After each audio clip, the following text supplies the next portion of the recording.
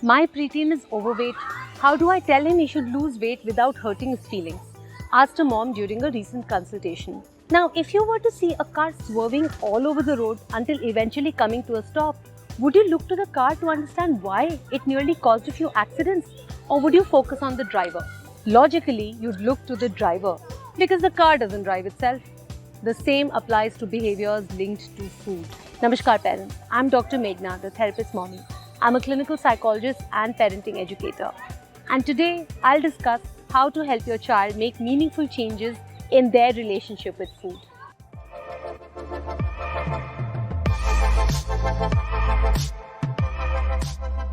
In helping your child make meaningful changes in their relationship with food, it's important to determine what's driving the behavior in the first place. Is your child eating to reduce their sadness? Are they bored? Are they stressed, anxious, or afraid? Regardless of the reason, it's important to address the root cause rather than only the behavior if you really want to inspire meaningful and lasting change. Here are 4 ways you can help your child change their relationship with food. 1. Develop awareness. First, explore your own relationship with food and with your body. Because whether a child is 8 or 13, they hear and notice everything we do and say, and they take cues from us on what is normal. Is food your go-to when you're feeling sad, bored, angry, frustrated, tired, or worried? Do you reward yourself with food? Do you make comments about food or your body on a regular basis? Do you focus on body image as a criteria for beauty, success, and control? Do you say things like, this gulab jamun probably has 1,000 calories. I was good today, so I can have ice cream. I hate my body. I have to lose weight. If you are struggling with any of this, consider that your child may be as well. 2. Have courage. COVID-19 has triggered stress, anxiety, and a whole host of unpleasant emotions. And because no parent enjoys seeing their child in distress, some of us have compensated for their discomfort with food. Because who are we kidding? Pizza is downright magical, right? But magic aside, when a child learns to find comfort in food whenever they're sad or upset, or they turn to food when their world seems upside down, this emotional bond can be tough to break. Tough, but not impossible. It just takes time, patience, and courage. Not the courage to restrict their eating or to force them to exercise, but the courage to stop yourself whenever you are tempted to appease your child's distress with food. Third, validate their big feelings. As a society, we're not often taught to let our emotions run their course. From adults, we learn to suppress them, to ignore them, or worse, to be afraid of them. Rarely are we taught to embrace every ounce of sadness. So it might be tough on you to let your child's emotions run their course instead of giving them a fun snack. But if you want them to grow up and live their life rather than cope with it, create a safe space for them to open up to you. Ask open-ended questions. Questions that begin with who, what, when, where, and how. How do you feel about in-person classes? What has been a little hard? When you feel upset, what makes you feel better?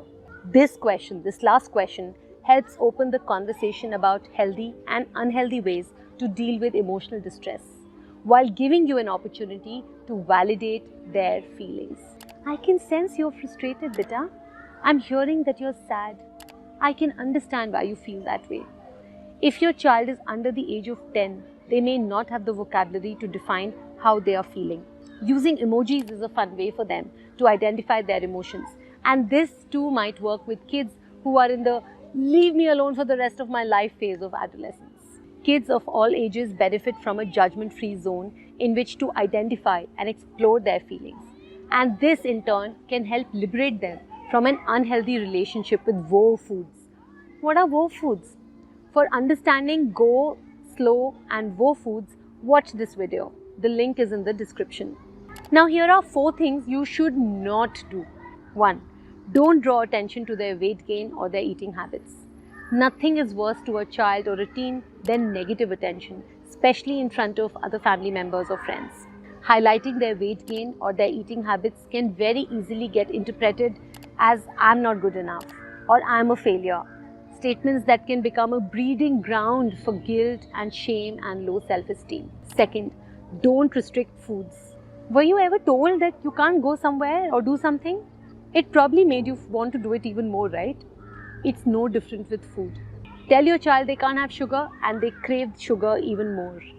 Restricting foods doesn't work because it will make it hard for your kids to recognize when they're experiencing real hunger. Instead, focus your energy on providing alternative foods that are healthy and allow your child to be a part of the process. Like, you can bring them to the grocery store, you can let them help you choose different fruits and vegetables, you can involve them in meal planning and preparation. They will feel like empowered participants in a new healthy relationship with food.